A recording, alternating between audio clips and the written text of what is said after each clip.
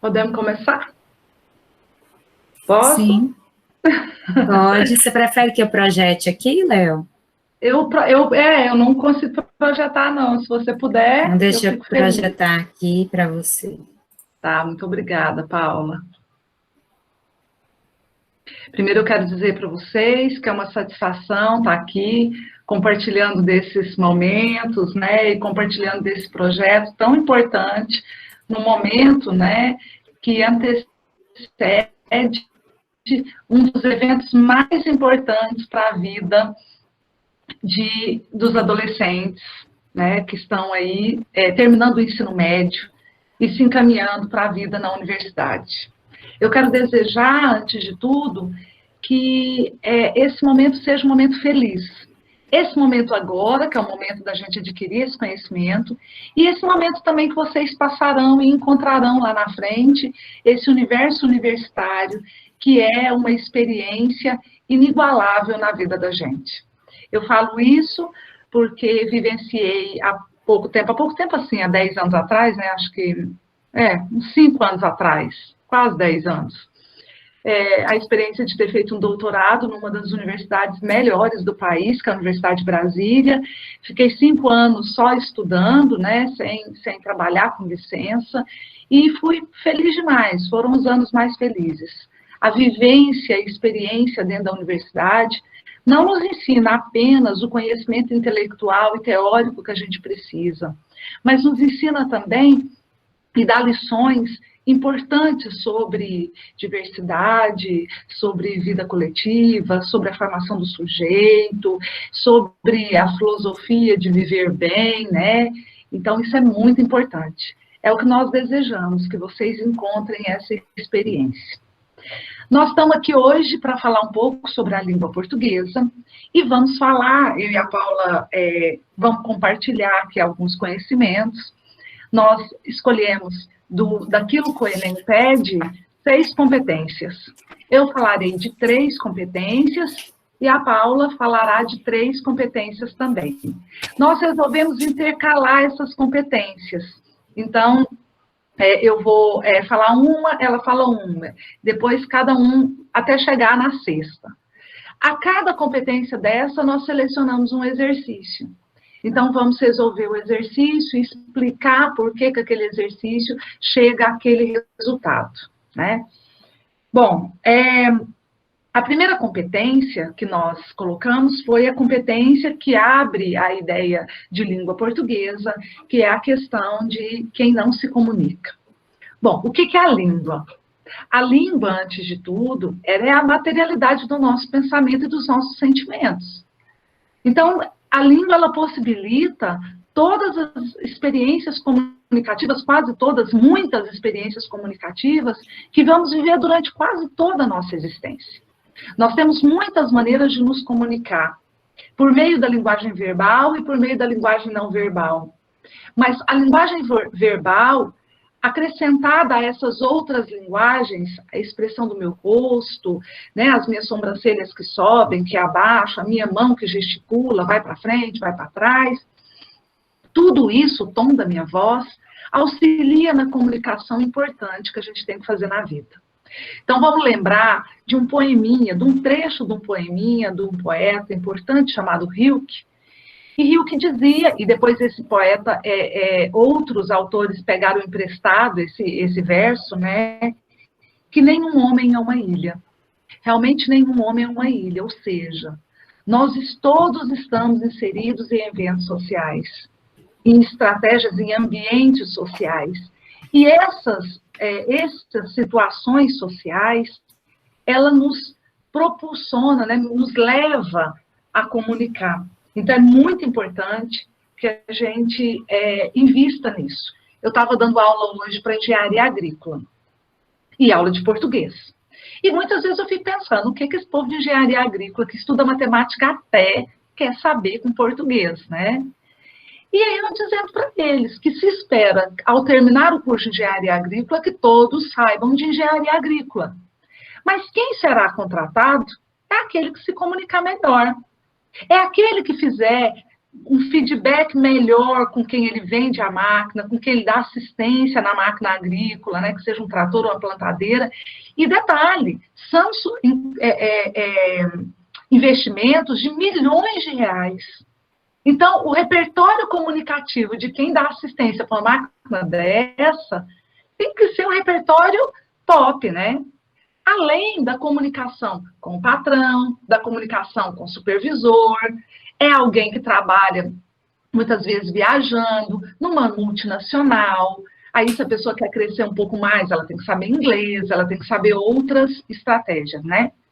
Então, o que acontece? A comunicação, ela é aquilo que permite que nós sejamos seres sociais, seres culturais e seres comunicativos, sendo que nenhum homem é uma ilha, né? Quando nos comunicamos, temos equilíbrio psíquico. O que é isso? Vamos lembrar um negocinho aqui, Freud. O que Freud dizia? Nossa, Freud falava, psicanálise, deita aqui no meu divã. Na hora que ele dizia, deita aqui no meu divã, ele falava, fale-me da infância. Fale da sua vida familiar. Fale da sua experiência conjugal. Fale da sua mãe. Fale do seu pai. E esse falar faz com que eu revisite a minha vida psíquica e passe a compreender aquilo que acontece na minha vida, adquirindo equilíbrio. Então, isso é muito importante, que eu consiga verbalizar aquilo que eu penso, aquilo que eu sinto, aquilo que eu desejo, aquilo que eu tenho opinião, aquilo que eu acho, é importante. Bom, o que é um texto?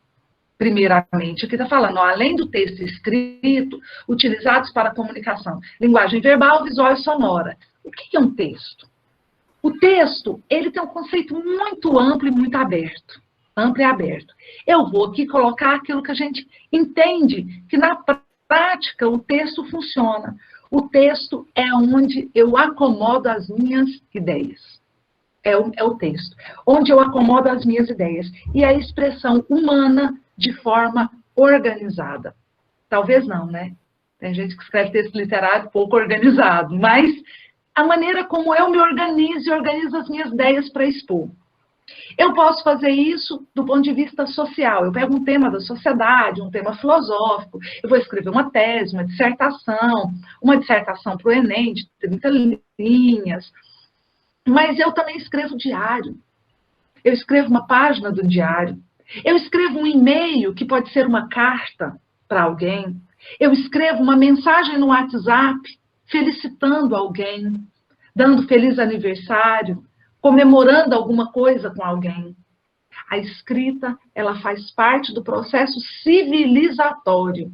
Evoluímos e colocamos em xeque, em questão, a nossa racionalidade, porque somos capazes de pensar dentro de uma linguagem, né? Dentro de um elemento que é a linguagem.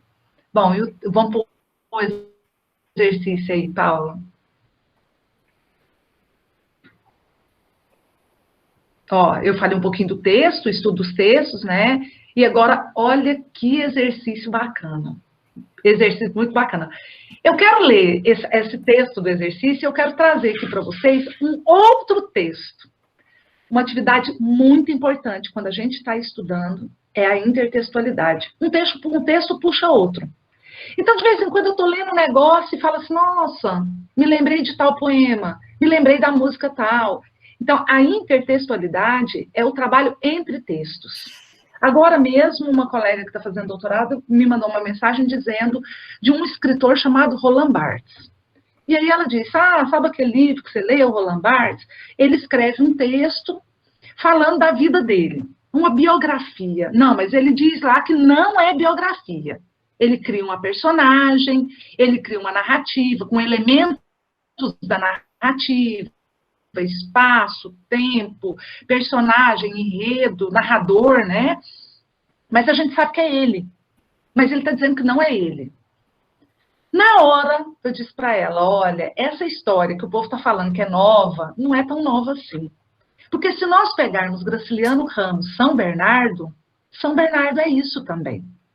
São Bernardo é o próprio, né? Esqueci o nome dele agora, o personagem principal, falando, né, da sua própria história, dizendo, eu vou contar para vocês o que aconteceu comigo, minha vida inteira, onde eu nasci, o que eu vivi, como eu conquistei essa fazenda, como que eu fui adiante, como eu casei com Madalena, e de Madalena, como ela suicidou, e ele vai contando isso. Então, é também um tipo de autobiografia importante. Então, um texto puxa outro. Esse texto aqui, ela fala uma coisa interessante, olha bem. Os tipos cheios de... O difícil é encontrar com ou se passou por... Isso aqui, eu pensei, gente, como será que eu sou nas redes sociais, né? Eu sou muito diferente de vocês, porque eu nasci no mundo offline. Né? Eu tenho 44 anos, tenho filhos pequenos, não tenho muito tempo para ficar na internet. Então, assim, aqui nessa vida privada, né? Aqui nesse mundo online, pandêmico, e falar sobre a pandemia, até escrevi um texto esses dias, distribuí para os alunos, uma dissertação mesmo, ser brasileiro num Brasil pandêmico, né? Então, o que acontece? Quando a gente vive isso aqui, é difícil para vocês, é difícil demais para nós também, porque eu simplesmente vi invadido a minha vida privada pela minha vida pública. Então, aquilo que estava muito separadinho, não, agora eu vou trabalhar, agora eu vou vestir a roupa de trabalho, agora eu vou fazer a carinha de trabalho. De repente, está tudo aqui junto e misturado. Estou eu de blusinha aqui, de pijama, da cintura para baixo. Estou eu me arrumando aqui no quarto, virando para cá, para poder dar uma aula. Bom, mas mesmo assim, eu sou alguém que nasceu no mundo offline. No mundo sem AIDS, no mundo sem celular, adoro ver novela antiga, aquelas que não tinha celular, é ótimo ver, porque a narrativa ela é completamente outra. Sem o celular, mudou completamente a nossa vida, porque a gente fica esperando que o marido vai encontrar a mulher com o amante, ou a esposa vai encontrar o marido com a amante, mas o celular toca e avisa antes do flagrante, né? E hoje, a gente tem todos esses recursos. No meu tempo, não tinha isso. Era tudo surpresa. Né? Então, vamos ver aqui o que ele diz que é a vida online. Diz assim, o turista em tempo integral posta o ano inteiro todas fotos das férias, desde... Está tão pequenininho. Desde de outros anos, parece viver viajando. Então, avalie aí, você faz isso? Né? Eu faço pouco, eu quase não coloco nada lá. O baladeiro Vida Louca. Nossa, meu sonho, né? Quase dá para escutar o uhul pelas fotos de bebidas e pistas de dança. Há muitos anos eu não frequento pistas de dança, bebida também. Muitos anos que eu não bebo para cair, né? Coitado, não tem tempo. O bem relacionado de ocasião. Descobriu quem é o famoso que aparece na foto naquela hora, mas não deixa passar. Isso que eu não entendi direito, quem é famoso, quem não é, né? Que história é essa? A mãe orgulhosa demais, talvez essa, né? Faz questão de contar todas as gracinhas, até as que só tem graça para a mãe. Eu ponho algumas coisinhas, mas não é muito também, não. E eu tenho desconfiômetro. Tem hora que eu acho o menino muito enjoado, acho o menino muito sem graça. Tem isso. A única bem-humorada. Só ela tem um parceiro mais especial, porque momentos a dois são mesmo para divulgar. Não sei. O exibido humilde. Ele acha que disfarça ao dar dicas do próprio sucesso, não engana ninguém. Ai, doutrinador, Deus me livre. O gourmet de aparências. Por que ir a um restaurante se ninguém souber? É clique no prato. Talvez a comida compense, é uma boa divulgação para o restaurante, né? O lindo demais para não mostrar. Acha que o dia de cabelo bom desculpa um autorretrato selfie. Quem nunca não é? Quem tá bonito quer tirar a foto e postar lá, né? O que me lembra isso aqui, que caiu num dos últimos vestibulares que estão aí, mas é um livro muito bacana e eu acho que vocês precisam ler muito. Vou abrir aqui o meu aqui.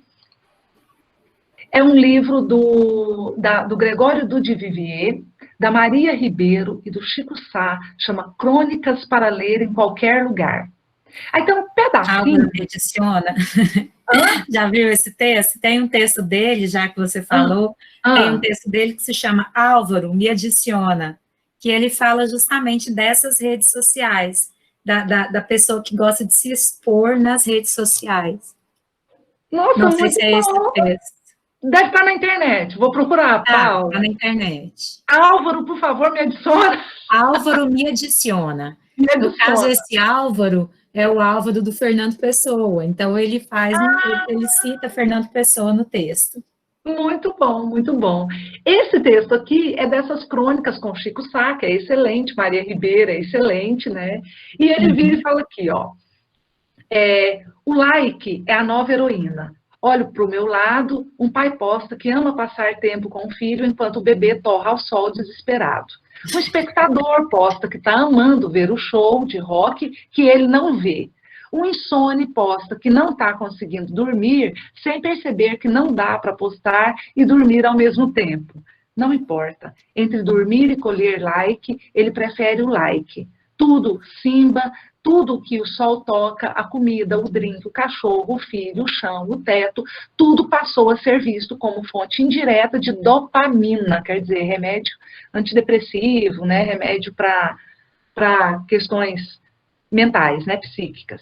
Nesses momentos é bom lembrar da frase do cacique Seattle: quando a última árvore tiver secado, quando o último peixe for pescado, vocês vão entender que não dava para comer likes.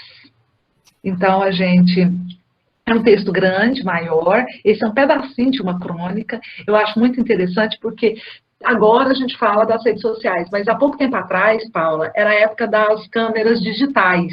Esses meninos de hoje não conhecem câmera digital, né? Porque eles têm câmera no celular. Mas nós tínhamos câmera digital, né? E a gente tinha vontade demais de comprar uma câmera digital. Eu tenho uma antiga aqui. Hã?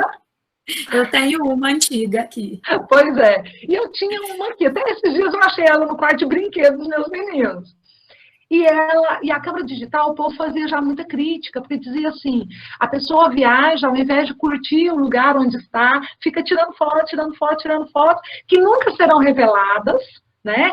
E essas fotos, a pessoa foi embora e não se divertiu, e não aproveitou o lugar onde ela estava. Então, o que a gente vê aqui? Eu achei essa questão facílima. Olha bem, de acordo com esse infográfico, quer dizer, com esse gráficozinho do lado, as redes sociais estimulam diferentes comportamentos dos usuários que revelam exposição exagerada dos indivíduos, comicidade ingênua dos usuários. Gente, aqui não é o usuário receptador, né? É quem está emitindo a mensagem. Isso aqui também faz uma comunicação lá com as funções da linguagem. Quando a gente estuda emissor, receptor, mensagem, né? O canal, aquilo lá tem a ver com isso aqui também. Comicidade é fazer rir, é aquilo que é cômico. É diferente o riso e o cômico, né? A literatura estuda isso. Mas é isso. Engajamento social das pessoas, disfarce do sujeito por meio de avatares, não tem avatar aqui, e nem engajamento social das pessoas. Deus que me livre, aqui há o desengajamento. Isso aqui é uma política de distração, e não para engajar ninguém. É para distrair as pessoas daquilo que realmente tem importância. E é o que o Dudu Vivier fala lá no texto dele. Enquanto as árvores estão sendo queimadas, enquanto os animais estão sendo mortos, nós estamos preocupados com os likes. Então, isso aqui é distração. Autocrítica dos internautas. Não é autocrítica, porque internautas parece que é quem está recebendo e não quem está mandando, embora quem esteja mandando também é internauta. Mas aqui está muito claro que é uma exposição exagerada dos indivíduos, né? É uma exposição, eu colocar a minha vida ali sem nenhum critério. Eu gosto de usar as redes sociais, mas eu penso muito nisso. Mas eu nasci num mundo onde a coisa que a gente mais prezava era que o povo não falasse da vida da gente. Eu queria mudar de cidade, porque eu moro numa cidade pequena, e eu achava que o povo falava demais da minha vida. E hoje, gente, o povo quer o contrário. Eu sou do tempo, a Paula também, a gente tinha diário com chave. Hoje a gente faz blog e bota na internet. E acha que todo mundo está interessado na minha vida. Não é bem assim. As pessoas não querem saber o que eu estou fazendo, né? Eu sou quem na fila do pão, como diz minha irmã. Quem na fila do pão, né? Então, assim, é muito... Olha como a cultura muda e as coisas mudam, como a internet interfere na vida da gente. Então, aqui é uma exposição exagerada dos indivíduos. E a última coisa que eu queria salientar. Cuidado com a palavra indivíduo. Porque indivíduo é aquele número da matrícula, é aquele CPF, quando nós somos dotados de emoções, de sentimentos, de desejos, de vontades, nós passamos a ser sujeitos, segundo Foucault. Né? Então, usar essas informações na redação é top. Muitas vezes não é indivíduo, é sujeito, né? Indivíduo é aquele cidadão do CPF. O sujeito é esse que quer direitos, deveres, interferir, reivindicar. É isso. Vamos para o próximo. Bom, primeiramente, boa noite a todos. Eu faço minhas as palavras da Léo, quando ela disse, né, que vocês aproveitem esse momento, esse estudo para o Enem, e que futuramente aproveitem a vida universitária também, né, que vocês vão ter muito conhecimento, muitas oportunidades, e é isso. Como a Léo disse no início, nós vamos alternar as competências, né, ela falou sobre a competência 1, a gente vai pular a competência 2 e a 3, a 2 fala da língua estrangeira e a 3 da linguagem corporal, né, a parte da educação física, e a gente vai um pouquinho para essa competência 4. Né? A arte não é também a nossa área, vamos dizer assim, porque essa aqui ela fala da arte, expressão de ideias, mas a gente fala muito de arte, principalmente dentro da literatura. Né? Então, a gente liga um pouquinho essa competência aqui. Apesar de essa competência, ela vai falar realmente das artes plásticas e da história da arte. Ela não vai estar relacionada à literatura, né, porque a literatura é a competência 5, é a próxima competência. Mas essa aqui, ela vai falar um pouquinho da importância do papel da arte, né, que a arte, ela sempre vai expressar o mundo, ela sempre vai expressar o momento em que o indivíduo está vivendo, ela vai expressar as ideias e as emoções. Então, para essa competência, né, você deve associar essa produção artística, essa arte, com o momento que cada sociedade está vivendo. Porque o momento ali, ele vai ser muito importante para isso. Daqui a pouco a gente vai ver um exemplo, né? E aí, essa competência, os exercícios que caem sobre essa competência, eles focam muito sobre as diferentes formas da arte, principalmente a cultura, as artes plásticas e a história da arte. Então, para você entender, para você ver o foco, né, entender o exercício, você precisa entender também esse momento histórico, momento político, momento econômico, que influencia o sujeito na sua produção artística. Né? Tanto dentro da literatura, a gente sabe disso, quanto nas artes plásticas, nas artes visuais. E o que é importante você ter em mente nessa competência? Eu coloquei aqui bem destacadinho de vermelho, assumir a postura de respeitar e valorizar a diversidade cultural. Então, tudo isso dentro do Enem, né, se você se depara com o exercício, todas as competências do Enem, elas vão estar relacionadas a essa postura de respeito e de valorização, seja dentro da arte, seja dentro da expressão corporal, das manifestações do corpo, seja dentro da diversidade linguística, toda alternativa que não está respeitando essa diversidade, não é o foco do Enem. Então, é bom você já ficar atento a isso, né, que é o respeito e a valorização é o principal ponto que o Enem quer tocar, que ele quer falar, né. E aí, eu trouxe aqui alguns conceitos de arte para poder trabalhar com vocês, e um exemplo também de exercício. Então, o que é a arte? A arte é algo criado para marcar a presença do ser humano. Então, desde a Idade da Pedra, a gente tem lá a pintura rupestre. Né? O homem da Idade da Pedra, o homem das cavernas, ele quis registrar aquele momento, ele quis marcar a sua presença no mundo. Então, ele quis manifestar, de alguma forma, aquilo que ele estava vivendo. E o que ele fez? Ele deixou a pintura registrada, ele deixou a sua marca registrada ali.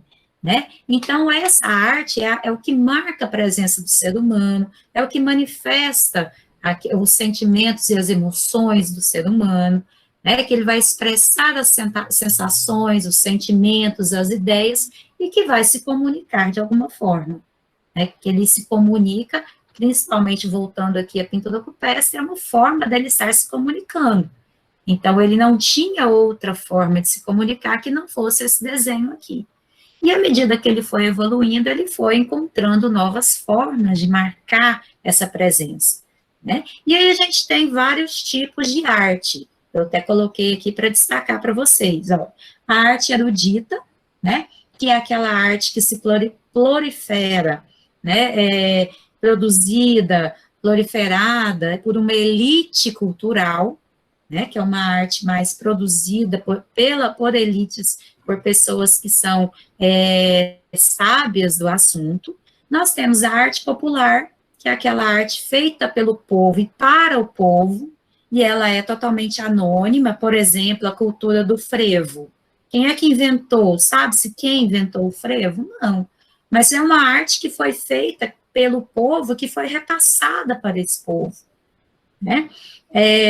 O folclore, né, que é um termo do inglês que vem de folk, que é povo, e lore, cultura, também é a cultura de um povo, e a arte de massa, que ela vai atingir pessoas de diferentes classes sociais também. Né? A arte de massa atinge, como o próprio nome diz, a grande massa da população. Trouxe aqui um exemplo para vocês entenderem. Quando a gente fala que eu preciso entender o contexto de produção, o momento histórico, o momento político, o momento social em que se passa a criação, né? Eu trouxe como exemplo essa pintura da Tarsila do Amaral, que é o Abaporu. O que é o Abaporu? Vocês já devem ter visto essa imagem, né, nos livros de vocês que estão no terceiro ano, já devem ter visto algo sobre esse movimento, o movimento que acontecia, né, do modernismo, e essas manifestações que aconteciam nesse período do modernismo. Então, o Abaporu, a começar desse nome, né, esse nome vem do Tupi-Guarani. Por que esses nomes, o Tupi-Guarani, a língua, ela era valorizada nesse momento? Por conta justamente da proposta das ideias modernistas, né, que era aquela proposta de mostrar a realidade brasileira. E o que era mais real no Brasil? Né? As origens, a formação do povo, a formação da língua. Então, essa obra se chama Abaporu, que ela vem do Tupi-Guarani e significa homem que come gente. Então, o que é o homem que come gente? É o canibal, é o antropófago. Né? Aí quem olha essa obra e fala assim, eu não estou entendendo nada do que ela quis dizer com essa obra, porque ela coloca uma imagem totalmente desproporcional, né? Será que ela, como pintora, ela não tinha perspectiva? Por que ela fez esse homem com esse pé tão grande e essa cabeça tão pequena? Então, o que representa esse pé grande? Esse pé grande é uma forte ligação do ser humano com a terra, com o trabalho, o seu trabalho físico, né? Então, ele está ligando esse pé com a terra dele, né? Essa cabeça pequena, por que essa cabeça é pequena? Porque, geralmente, aquela pessoa que trabalha, ela não tem muito tempo para ela poder estudar, para ela ler, para ela conhecer, para ela adquirir mais conhecimento, mais intelecto. Então, ela está ocupada, trabalhando, tentando ganhar a vida, né?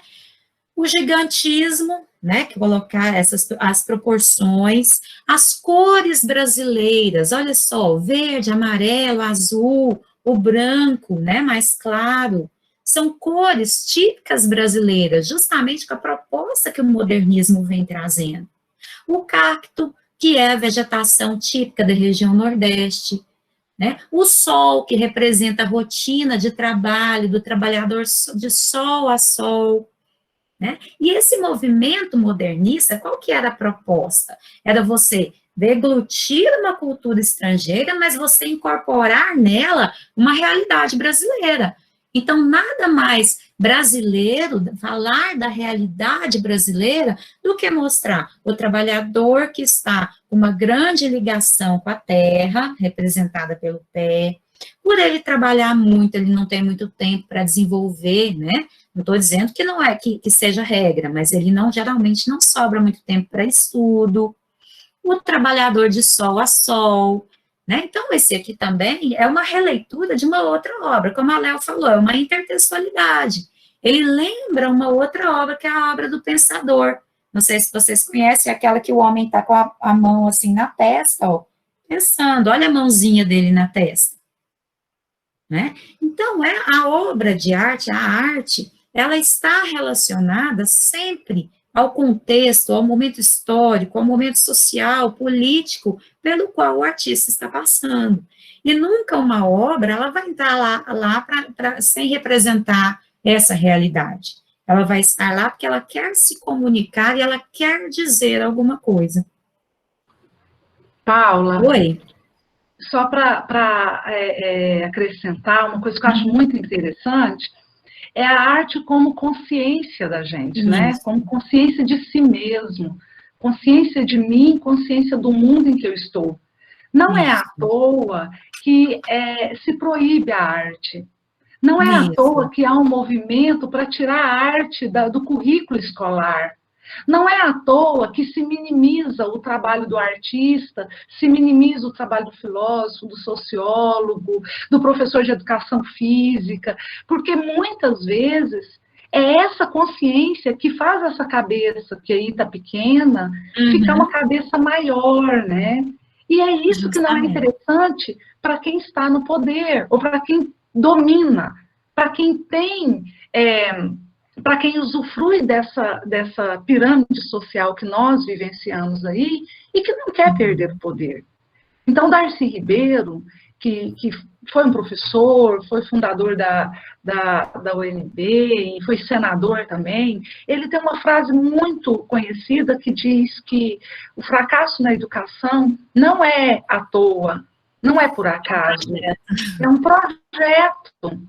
A crise em educação é um projeto para manter as relações de poder como estão. Né?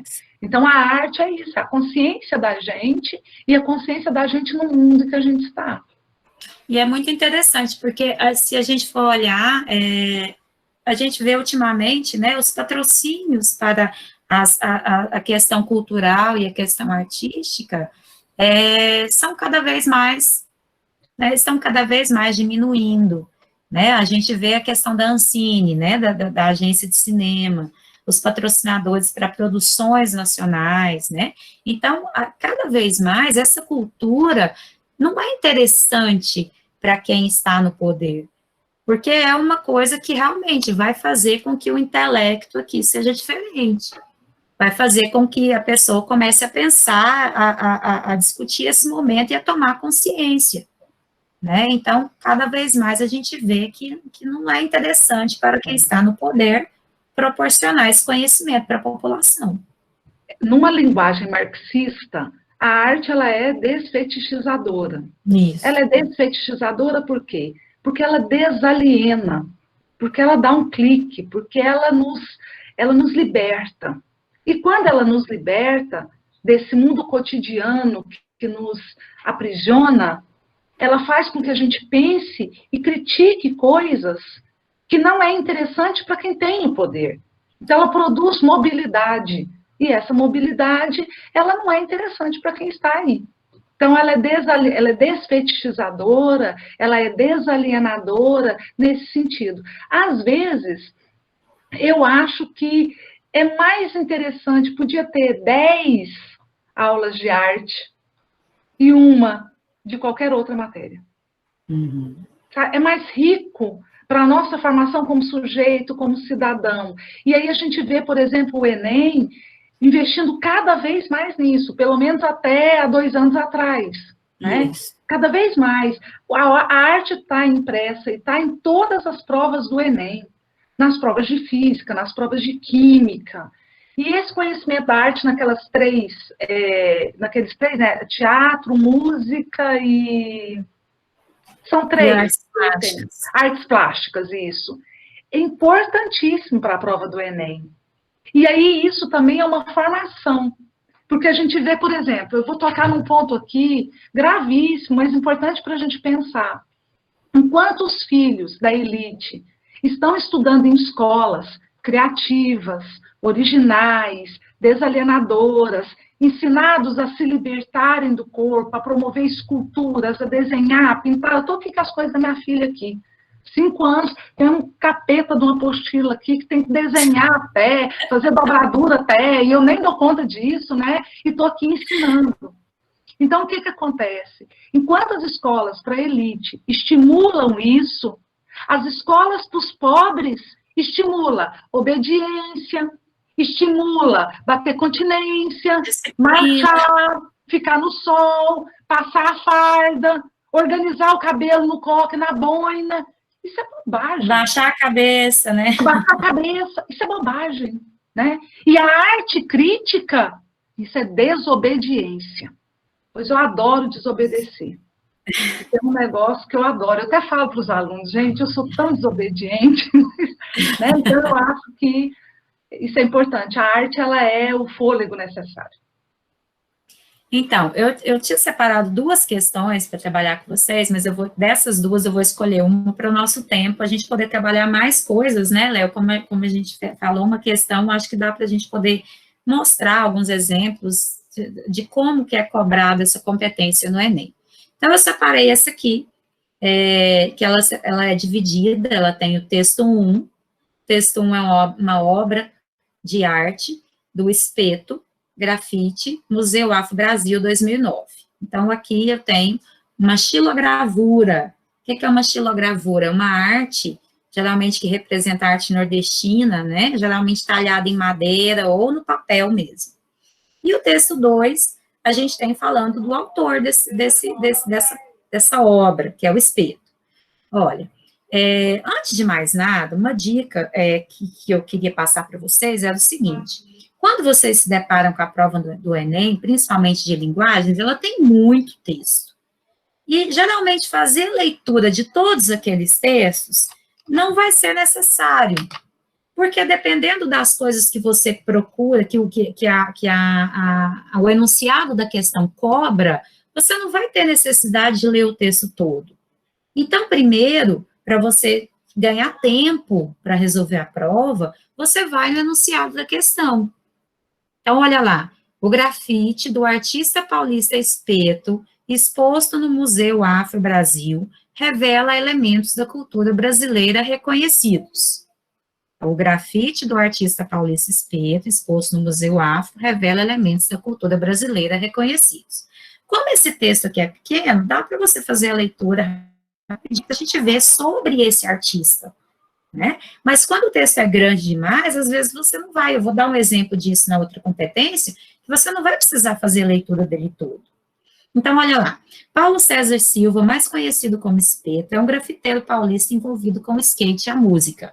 O fortalecimento de sua arte ocorreu em 1999 pela oportunidade de ver de perto as referências que trazia há tempos ao passar por diversas cidades do norte do Brasil em uma turnê com a banda O Rapa.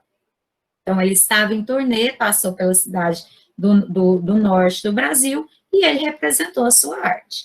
Então, o grafite dele revela elementos da cultura brasileira reconhecidos. Na influência da expressão abstrata, aqui eu não tenho nada de abstrato na obra dele. Né? Letra B, na representação de lendas nacionais, na verdade, aqui a gente não tem nenhuma lenda representada. A gente tem algumas coisas da realidade brasileira. Na inspiração das composições musicais, na letra C, né? Não, ele não está falando da inspiração de suas composições, ele está falando da inspiração da sua arte. D, nos traços marcados pela xilogravura nordestina, então observa, se você sabe o que é uma xilogravura, né, e principalmente os traços, e quando você lê o texto 2, você está percebendo que ele está representando uma arte vista, né, que ele passou, que ele viu, que ele gostou, pelas cidades do norte, por onde ele passou.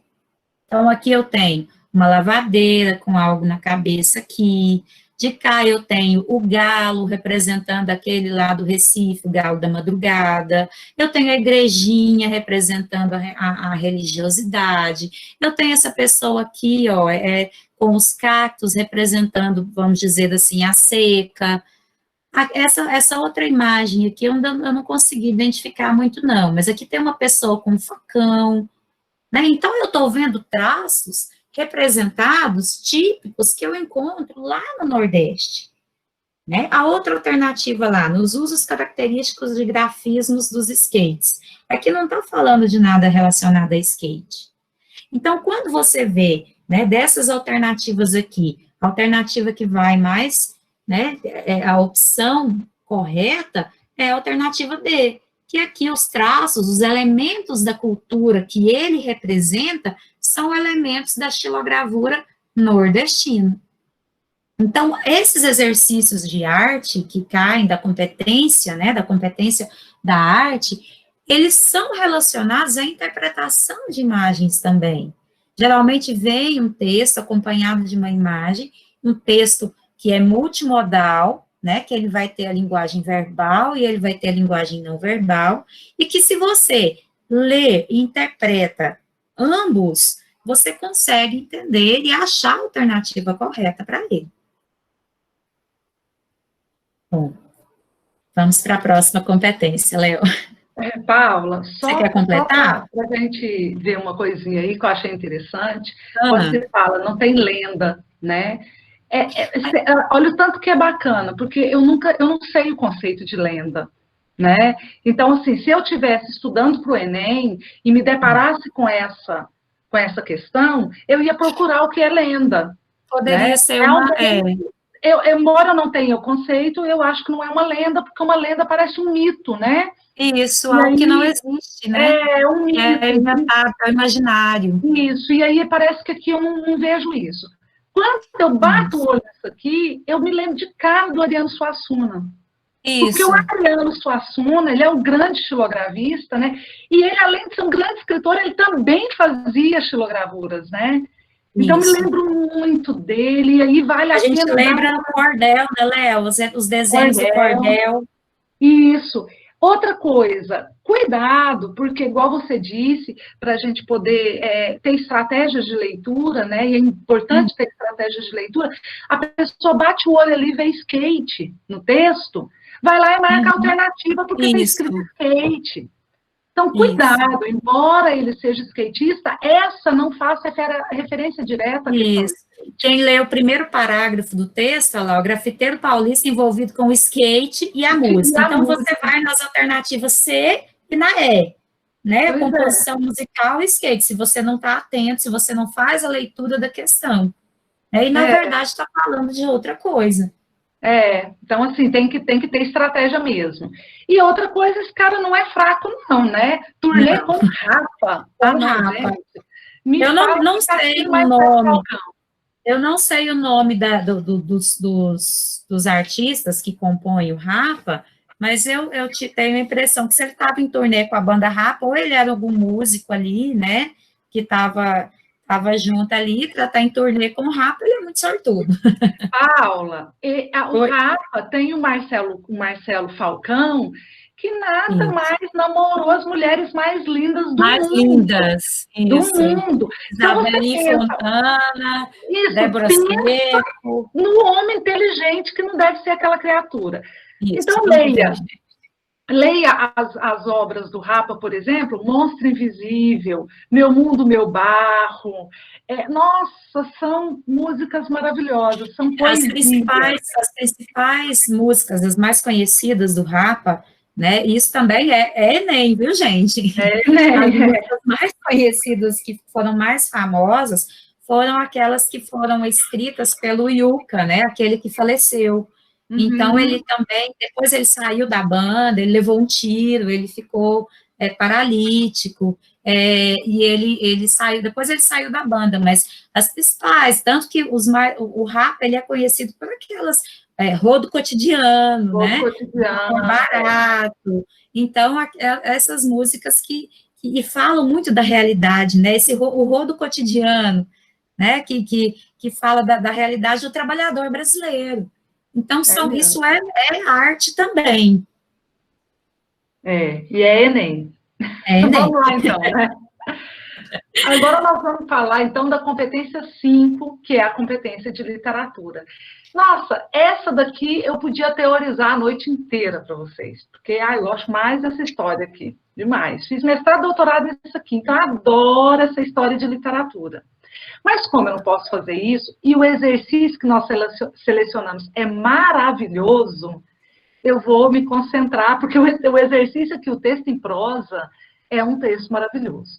Aqui eu tenho 2 exercícios, que é um texto em prosa e um texto em poesia. Eu vou fazer o texto em prosa e de poesia eu não vou fazer para a gente poder passar para frente, mas eu vou convidar você depois a dar uma olhada nesse exercício, que vale muito a pena. Depois então, a gente compartilha os slides. Isso mesmo. Gente, primeira coisa, para que serve literatura, pelo amor de Deus? Eu falo a minha angústia é essa, porque quando eu chego na sala de aula para dar aula de literatura, em especial para as turmas agrícolas, eu sinto que eles olham para mim e falam, o que essa mulher estrangeira está fazendo aqui? O que essa extraterrestre está fazendo aqui? Né? Eu quero aprender de animais, eu quero aprender de terra. Gente, literatura serve para quê? Literatura serve para falar de mim e do mundo em que eu vivo. Pode ser ele agrícola, pode ser ele tecnológico, pode ser ele psiquiátrico, pode ser ele doméstico, pode ser ele rural, de qualquer natureza. Então, se você quer se conhecer bem, se você quer viver bem, se você quiser ter as suas emoções equilibradas, conheça a literatura. Busca a literatura. Qual é a função da literatura? Falar das nossas angústias e das nossas aflições. E para que isso serve, professora? Para que eu quero lidar com sofrimento? Porque a literatura fala de sofrimento. Para que eu quero lidar com sofrimento? Gente, o sofrimento, ele está na nossa vida. Querendo ou não, querendo a gente ou não. O que a gente faz para se livrar dele?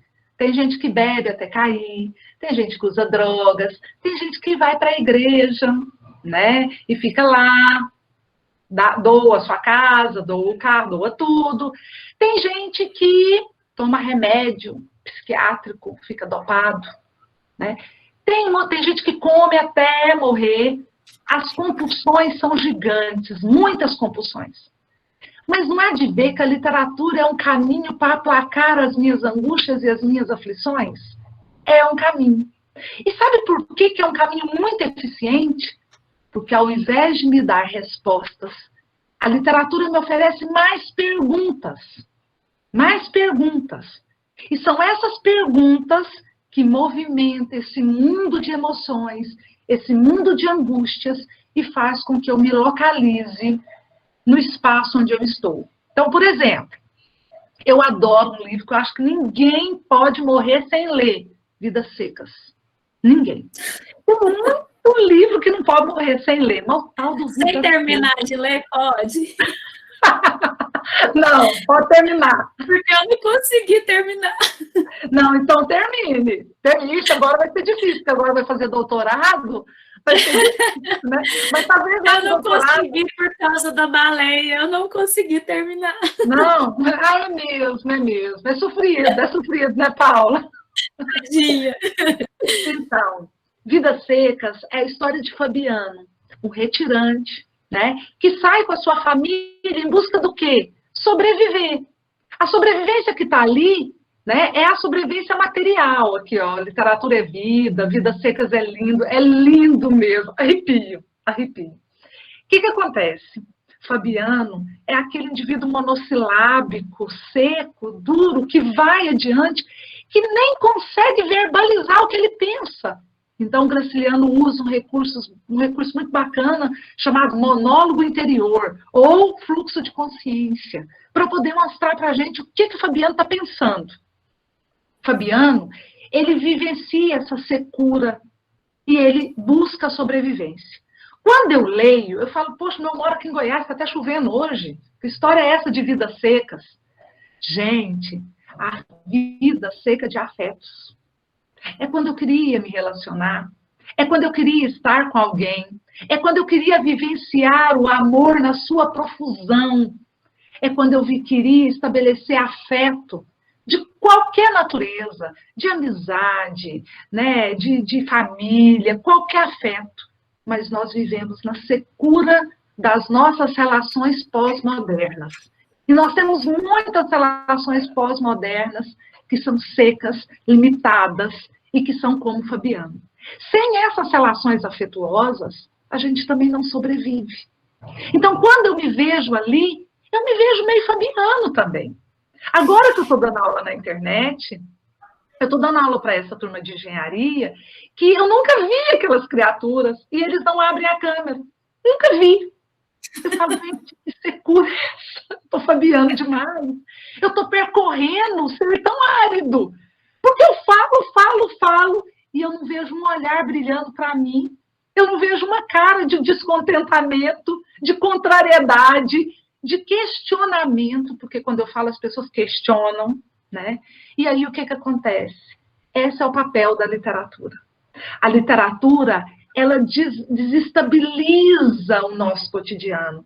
E aí eu lembro lá do Chico Buarque com a música Cotidiano. Todo dia ela faz tudo sempre igual. Né? Me acorda às 6 horas da manhã, me beija com a boca de hortelã, de feijão, de não sei o quê. Quer dizer, cotidiano... Hã? Me sorri um sorriso sensual. Me sorri um sorriso sensual. Quer dizer, está até me chamando para a vida, né, Paula? Está até me chamando para a ação. Mas eu estou ali preso no cotidiano, naquilo que é corriqueiro, naquilo que é mesquinho. E aí o que acontece? Acontece que a secura é a mesma do Fabiano.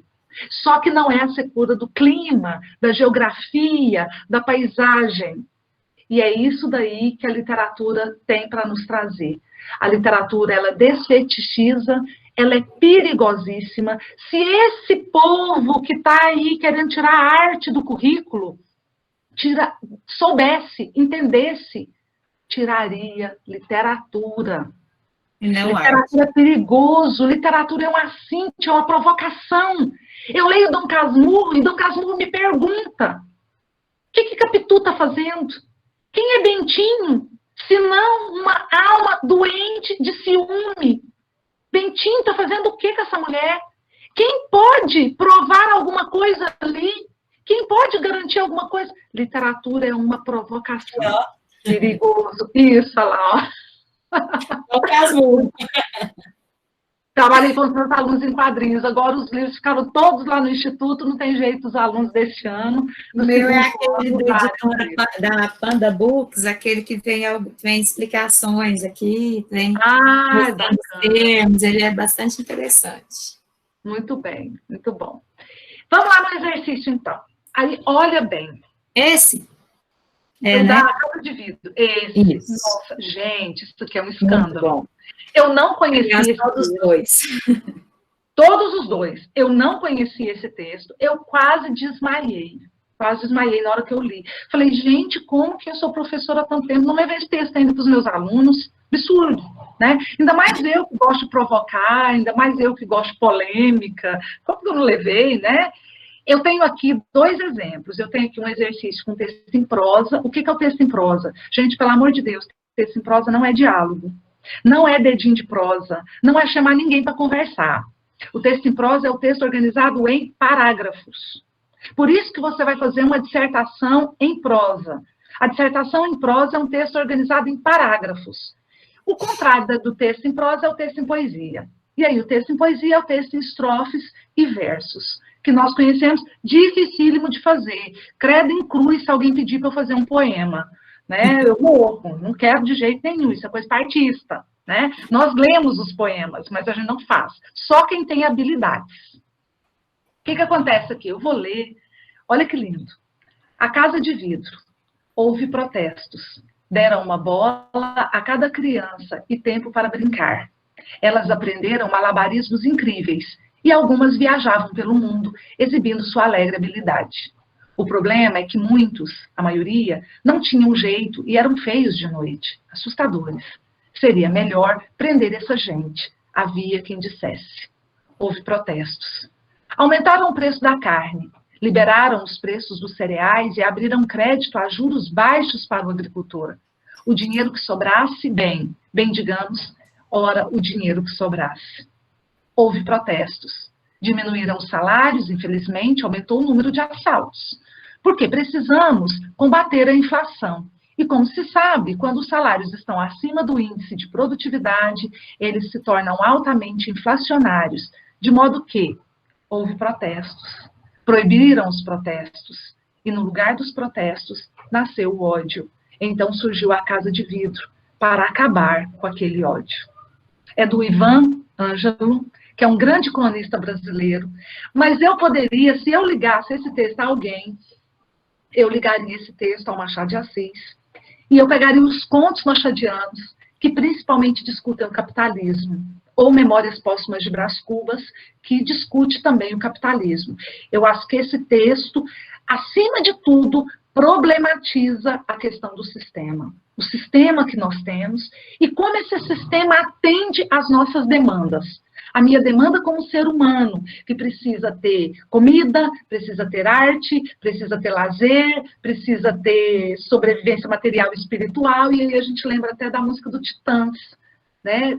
A gente quer comida, mas a gente quer muito mais que comida, né? Que é a música Comida dele, Arnaldo Antunes, inclusive. O que acontece aqui? Primeira coisa, é um texto em prosa do ponto de vista do gênero. Ele é uma crônica narrativa, né? Isso é o gênero que o texto se inclui. E ele tem um certo tom poético. Aí eu acho que ele se afasta do Machado de Assis. O Machado, ele tem um jogo da linguagem, ele tem um trabalho com a linguagem, mas ele não tem um tom tão poético quando a gente encontra nesse texto que a gente acabou de ler. Vocês observem que a minha leitura foi uma leitura também um pouco poética, e que o texto tem certas cadências. Essas cadências são muito importantes para que eu possa entender. Olha bem, para vocês verem, frases curtas, frases... Ele tem até, vamos dizer assim, Léo, esse houve protestos, a gente pode dizer que ele teria até um refrãozinho, né? Esse houve protestos para marcar essa cadência. Com certeza, com certeza. Então, ele tem um tom poético. É o que a gente chama de prosa poética. Tem até um livrinho do Todorov, chamado Prosa Poética, de uma coleção vermelhinha, assim, que fala exatamente sobre isso, né? O que a gente tem? É um texto muito profundo na interpretação, muito profundo, uma escolha acertada demais para pessoas inteligentes, né? E esse texto, ele fala o mínimo para o entendimento do máximo. Nós poderíamos ficar o bimestre inteiro falando desse texto e não daria conta de falar tudo que esse texto problematiza, né? Quando ele fala bola às crianças, eu entendo essa bola às crianças como sendo oportunidade, desenvolvimento, criatividade, porque ele fala de malabarismos, né? Mas só que logo depois entra a questão da desigualdade de quem é adequado ou não. Quer dizer, há padrões. E dentro desses padrões, há pessoas que se encaixam e são adequadas e pessoas que não são adequadas.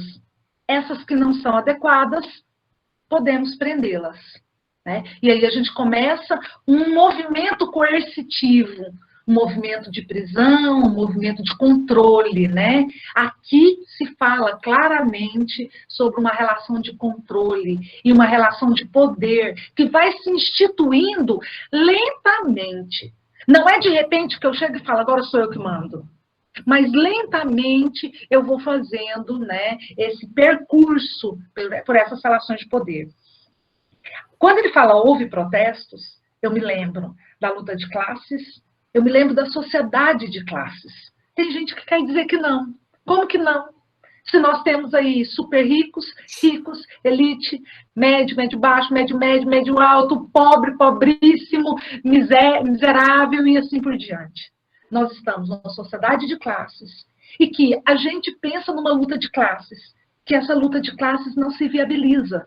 Isso vem desde Marx, lá na Revolução Francesa, quando os proletários deveriam ter tomado pé e partido e as coisas não aconteceram, né? Consciência de classe. É preciso dar voz quando fala, houve protestos. Eu entendo aqui como dar voz, principalmente aos movimentos sociais, entendo os movimentos sociais aqui, uma militância organizada. O que é militar? Militância, desculpa. O que é militância? O que é o ato de militar? Quando é que eu estou militando? Eu entendo que essa fala aqui é totalmente militante, porque eu falo muito de luta de classes, né, e tento explicar um pouco como esse sistema capitalista é um sistema que nos oprime, muito mais do que nos liberta. Então, a gente precisa de alguma coisa que seja melhor do que isso que está aí, né? O dinheiro. Tem um pedaço aí que ele fala do aumento da carne, da busca de cereais, e aí vamos dar visibilidade aos agricultores, quer dizer, a história do Brasil, né? A história das classes brasileiras. E ele fala, então, de uma evolução capital. Ele fala, ora, o dinheiro que sobrasse. Se eu fosse falar de dinheiro aqui, eu ficava a noite toda falando de dinheiro. Então, dinheiro é um ponto para uma próxima aula. Mas aqui, nesse texto, o dinheiro é um elemento importante. Só uma coisinha, o dinheiro é um elemento fantasmagórico, né? Fala sobre diminuição de salários, aumenta os assaltos. A paz social. Aumenta os assaltos por quê? Porque falar de violência e falar de combate à violência não é investimento em polícia. Combate à violência é, na verdade, investimento nas pessoas, nas oportunidades, no intelecto das pessoas, na capacidade de produzir a própria vida, de cada um produzir a sua própria vida. Houve protestos, mas proibiram os protestos. E aí o protesto foi substituído pelo ódio. Nossa, parece que está falando de 2000, né? De 2020, 2019, 2018. E esse texto foi escrito em 1979. Então, faz muito tempo, era um outro tempo histórico. No entanto, o ódio se instala. E quando o ódio se instala, a casa de vidro é importante para acabar com o ódio. O que são as casas de vidro? Fragilidades. O que a gente faz? Os murinhos eram baixinhos, as casas tinham as portas na rua. Hoje os muros são altos, cheios de arames. Por quê? Porque nós estamos no mundo da fragilidade. Por isso a casa é de vidro. Mas a casa é toda fechada. Eu penso aqui no condomínio, vida de condomínio. Tem dia para vocês, assistam Café Filosófico, assistam uma palestra do Christian Dunker sobre vida de condomínio. E uma coisa que não está muito presente aqui, que é o voyeurismo. Voyeurismo é essa capacidade da gente observar, a gente gosta de saber o que acontece na casa dos outros, né? Então, a gente pensa em câmeras, a gente pensa na privacidade, a gente pensa até nas redes sociais. O que acontece? Paula, bota as questões aí para nós. Aqui. Aí as questões ele coloca, publicado em 1979, o texto compartilha com outras obras da literatura brasileira escritas no período as marcas do contexto em que foi produzido. Gente, também não é difícil. E a gente pode ir até por exclusão. Referência à censura e à opressão para alegorizar a falta de liberdade. Não gosto da palavra alegoria. Alegoria é apenas um símbolo, e um símbolo não tem muita função. Então, eu excluiria isso aqui de cara por conta da palavra alegoria. Valorização da situação do cotidiano para atenuar os sentimentos de revolta. Atenuar. Atenuar quer dizer diminuir. Isso não é verdade. Pelo contrário, esse texto aumenta a nossa revolta. A letra D. Tendência realista para documentar... Tendência realista? Não é. Não é. Isso que é um texto de ficção. né, um texto da literatura. Documentar com verossimilhança, não é documento, porque documento é da história, literatura não lida com documento. Verossimilhança ao drama. Verossimilhança quer dizer igualzinho o drama que viveu. Não é igualzinho. Isso aqui é uma representação, porque a literatura é representação. Essa está fora. Sobreposição das manifestações populares pelo discurso oficial. Não é sobreposição, não há discurso oficial aqui, né? Há, sim, um discurso de autoritarismo do momento histórico, mas não é o discurso oficial. Então, a letra C. Por que que é a C? Utilização de metáforas e ironias para expressar um olhar crítico em relação à situação social e política do país. É exatamente isso. Metáforas, ironias, olhar crítico e a questão social e política do Brasil relacionada à censura e à ditadura militar. Quando ele fala em 1979, a gente já desconfia disso aí. Quem estuda história sabe. Próximo. O próximo seria um poema, o poema Quebranto. Gente, leia. Lindo, né? Uma polêmica nesse Enem, porque a classe, a elite, achou triste ter que ler um poema escrito por pretos, né? Ai, que coisa chata, coisa feia, o que esse povo tem que estar escrevendo para o Enem, né? Eles acharam terrível, mas tiveram de engolir. E tá aí o poeminha, o poema eu fiz umas anotações, depois a gente compartilha com vocês. Isso. Então, vamos à próxima competência que a gente escolheu, que foi a competência 6. Né? Como a gente estava falando de produção, de associar a arte ao contexto histórico, a literatura também ao momento histórico, o texto a competência 6 vai falar do texto, o contexto e a sua função.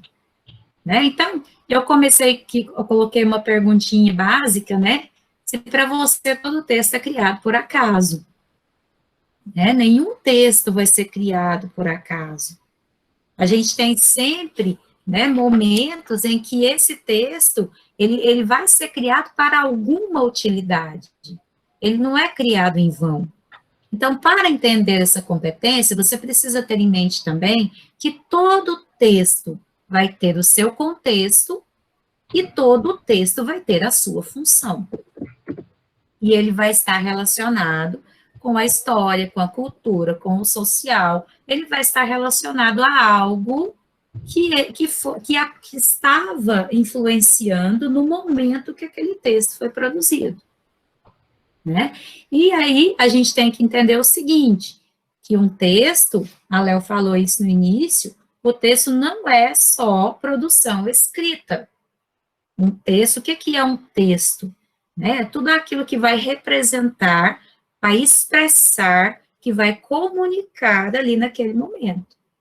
E essa placa de trânsito aqui, eu coloquei ela aqui, não foi também por acaso. Foi para você refletir um pouquinho sobre 2 contextos utilizados por essa placa de trânsito. Primeira, é quando você está tirando carta, acho que alguns de vocês ou dirige, já sabe dirigir, ou já tirou carteira, e já se deparou com essa placa de trânsito em algum momento. Né? Então, quando você vê essa seta para a esquerda e você vê esse corte no meio, você entende que é proibido virar à esquerda. Então, esse símbolo, né, no sinal, como meio, como placa de trânsito, ele está te dizendo isso, que ele é proibido virar à esquerda. Só que em determinado momento histórico no Brasil, essa placa, ela foi divulgada e até censurada, até proibida, né? Porque ela foi usada no momento em que no Brasil se instaurava uma ditadura militar e essa placa dizia proibido virar à esquerda. E o que é a esquerda num contexto sócio, num contexto político, num contexto histórico? A esquerda é a oposição. Então, numa época de ditadura militar, quando você é de esquerda, você é contra aquele regime político que está ali no momento. E o que aconteceu, quem estuda ditadura militar, quando vocês estudam na história, o que aconteceu com quem era contra, com quem era de esquerda? É praticamente o que a gente vive hoje. Né? O que a gente está vivendo em 2020, nos últimos anos também, que se você fala a palavra esquerda, opa, a palavra esquerda não pode ser mencionada. Né? Então, nesse contexto, esse símbolo, ele não vai representar só uma interpretação, ele não vai ter só uma interpretação. Ele tem, né, pelo menos, duas interpretações de acordo com o contexto em que ele é utilizado. Então, para você entender que todo texto vai ter o seu contexto e vai ter a sua função para a qual ele foi criado. Né? Como, por exemplo, eu trouxe para a gente poder ver essa charge aqui. Né? Toda charge, ela vai falar de algum caso mais específico, ela vai ser mais pontual. Então, aqui eu não tenho o ano da criação dela, mas ela deve ter sido criada no momento em que o salário dos parlamentares, e eu acho que até hoje é assim, claro, a gente sabe pela nossa realidade, que o salário dos parlamentares estavam em alta. E os próprios parlamentares se encarregam de fazer o aumento do seu salário, de aprovar o seu aumento, né? Então, o salário de parlamentar no Brasil supera o Japão, a Alemanha e Canadá. Aí eu tenho aqui um texto multimodal. O que é um texto multimodal? Mais uma vez, é um texto que tem uma linguagem verbal e uma linguagem não verbal. Então, para eu compreender esse texto, eu preciso analisar todas as linguagens que ele está me mostrando, que ele está me expressando. Então, aqui eu tenho salário de parlamentar, eu tenho um deputado ali, né, com um saco enorme de dinheiro, e eu tenho o salário parlamentar, que é aqui, tipicamente, um operário brasileiro, ele está com roupas mais simples, ele está com capacete na cabeça, e algumas moedinhas representando o salário dele. Né? Então, aqui eu tenho uma crítica social, falando do salário dos parlamentares, que é salário maior que o trabalhador brasileiro. Eu tenho um jogo de palavras também que foi utilizado. Então, todo esse contexto foi utilizado para expressar algo que estava se passando ali naquele momento. Então, esse texto pode ser que daqui a 10 anos esse texto não faça sentido. Ele não vai fazer sentido, ele vai fazer sentido para a época que ele foi criado e para aquele contexto específico. Quais são os pré-requisitos que você precisa ter para essa competência, né? O que você precisa conhecer para poder identificar e saber resolver os exercícios, identificar os textos e saber resolver os exercícios dessa competência? Você precisa saber sobre gêneros e tipos textuais, que não são a mesma coisa, né? As tipologias textuais são diferentes dos gêneros. Gêneros são os textos com os quais nós temos contato. Cada um desses textos pode apresentar uma tipologia textual. Você precisa conhecer as funções da linguagem, né? Função emotiva, função poética, função fática, função referencial, função metalinguística. As figuras de linguagem, que elas vão ampliar os seus sentidos, na questão da interpretação do texto. As marcas textuais que vão se encontrar no texto, né? Para que aquele texto foi produzido? Ele foi produzido para convencer o leitor? Ele foi produzido para alguma informação ao leitor? Ou para fazer uma simples descrição, para dar uma ordem? As marcas textuais que vão mostrar para qual finalidade aquele texto foi escrito. O internetês também, né, porque tem muita linguagem da internet que é cobrada, porque é atualidade, a prova vai acompanhar essas mudanças da língua, e ela pode trabalhar tanto com os arcaísmos, quanto com os neologismos. O que são arcaísmos? São palavras que caem em desuso, como, por exemplo, algumas gírias, né? E aí, broto? Ninguém usa essa gíria hoje. Assim como as gírias, tem palavras que a gente não usa mais. E os neologismos, o que são neologismos? Neo quer dizer novo. São palavras novas que surgem. Um exemplo de palavra nova que surgiu em função desse internetês. Hoje a gente tem, né, na minha época, na época da Léo, a gente não tinha essa palavra, e hoje a gente tem a palavra, o verbo tuitar. Por quê? Porque a gente tem o Twitter. Na minha época, na época da Léo, que a gente não tinha internet, que a gente não tinha celular, não tinha as redes sociais, a gente não tinha a palavra Twitter. E hoje, essa palavra é muito comum. Então, para o Enem, o texto é multiplicidade. Não é só multiplicidade de textos, mas multiplicidade de sentidos também que ele pode proporcionar ao se fazer a leitura e ao entender a função da criação daquele texto. Então, vamos lá, um exemplo de exercício. Eu peguei esse aqui, do Enem de 2019 também, né?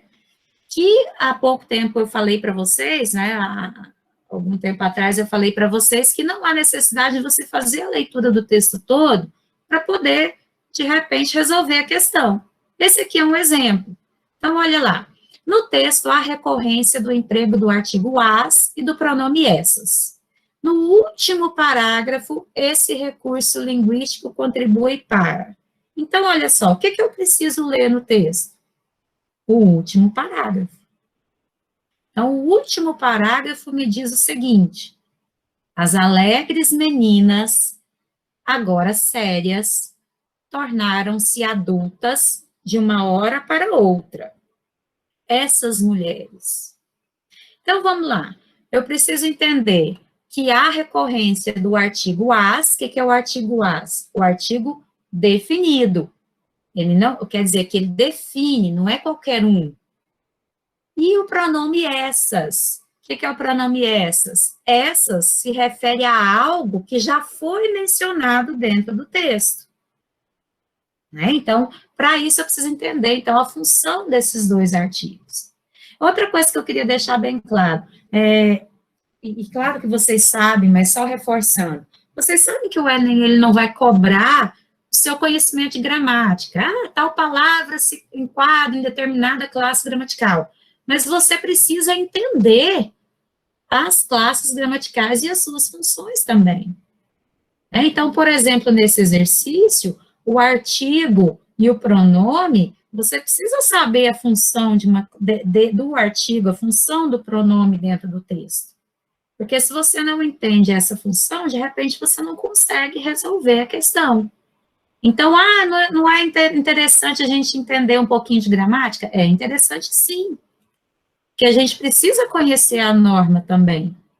A Léo também vai falar isso daqui a pouco sobre a diversidade linguística, né? Que a norma também é cobrada justamente para a gente poder entender a diversidade. É preciso conhecer a norma para eu entender e respeitar a diversidade, a variedade. Então, o pronome essa, o artigo as e o pronome essas, no último parágrafo. Então, esse recurso no último parágrafo contribui para intensificar a ideia do súbito amadurecimento.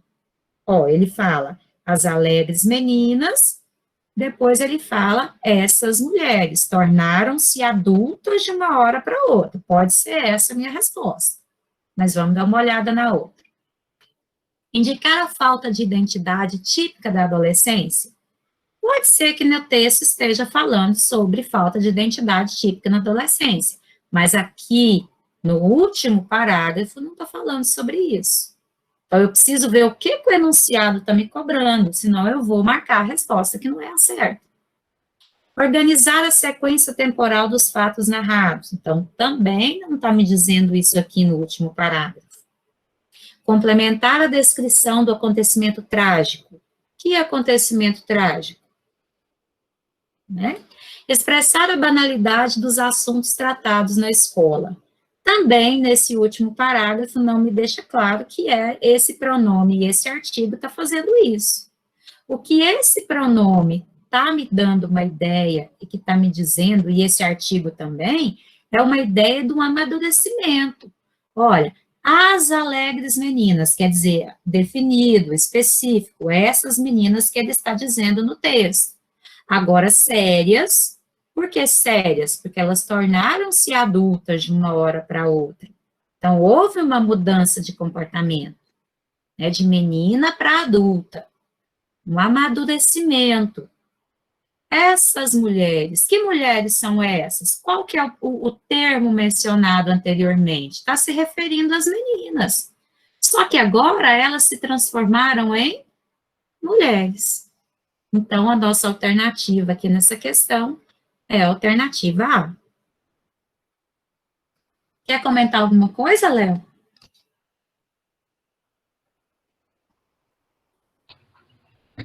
Não, eu acho que é isso mesmo. Muito interessante essa questão gramatical, né? E principalmente se tratando dos artigos, que as pessoas acham que é qualquer coisa, e o artigo não é, né? Esses dias mesmo, minha irmã, eu tenho uma irmã biomédica, e ela me ligou e me perguntou, eu coloco feito por laboratório auxiliar ou pelo laboratório auxiliar? Falei, depende do que você quer. Se você quer definir o laboratório, é pelo. Se você não quiser definir e não se responsabilizar pelo trabalho desse laboratório, é por. Ela falou, gente, mas eu não acredito que tenha esse sentido. Eu falei, tem muito sentido. Muda tudo. Eu também estava falando um dia desse com a minha irmã, a questão do pronome demonstrativo, essas e estas, né? Então, há uma diferença. Se você já mencionou no texto, você usa essas, que você vai estar fazendo a referência a algo já mencionado.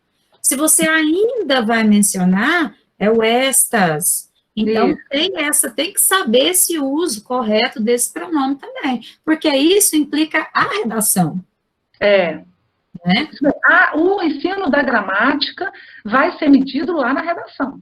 Isso. A redação é o pulo do gato, assim. A redação é o elemento que eleva e é o elemento que destrói. Isso. A redação desculpa. Não, pode falar. Não, é porque tinha outra questão, mas a gente vai passar rapidinho, depois a gente coloca os slides para vocês verem sobre ela. Tá? Isso.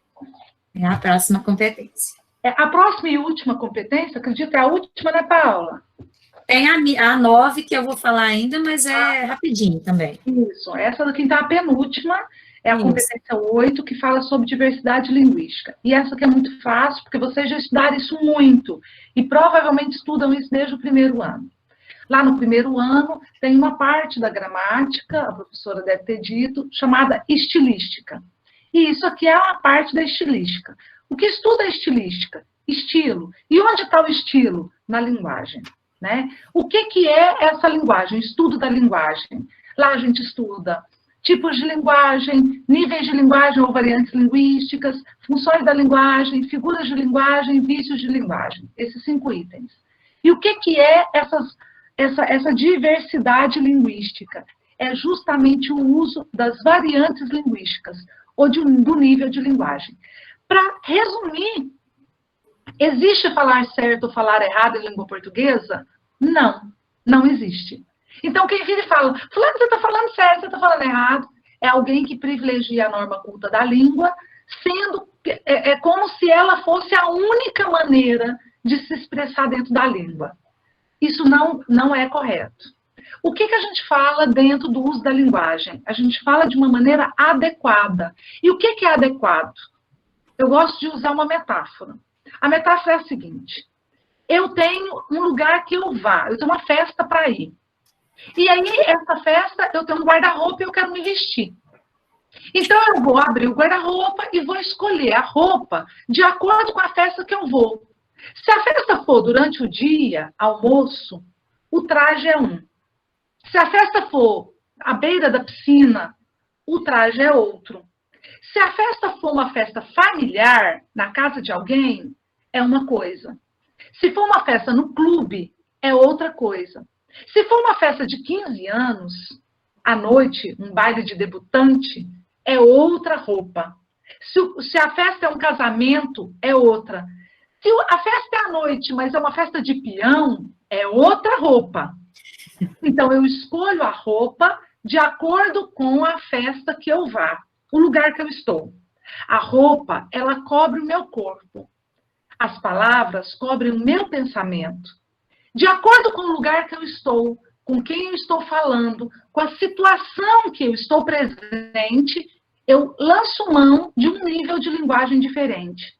Então, se eu estou falando de interpretação de texto para o curso de letras, eu posso falar em hermenêutica textual. Se eu estou falando para os alunos do ensino médio, eu falo em leitura e interpretação de texto. Se eu falo para minha filha de 5 anos, eu utilizo uma maneira diferente de falar. Então, eu vou adequar a minha fala à situação e ao lugar que eu estou. Se eu estou num congresso, se eu estou falando aqui na sala de aula, dando aula, eu vou procurar utilizar a norma culta da língua, ou a linguagem padrão da língua portuguesa. Mas se eu estou no churrasco com vocês, que estão aqui nos ouvindo, eu não estou preocupada em usar a norma culta da língua. Eu provavelmente vou usar padrão coloquial. Aqui na minha casa, num momento de tranquilidade, bebendo cerveja, conversando com meu marido, eu posso usar uma linguagem vulgar? Posso. Posso usar gíria, posso falar um palavrão, aqui no ambiente que eu estou aqui. Se eu sou uma dentista e eu estou falando no congresso de odontologia, eu falo de prótese. Se eu estou falando para o meu paciente, que é um paciente simples, eu falo de dentadura. Então, dependendo do lugar, eu também utilizo uma linguagem técnica, profissional ou não. Né?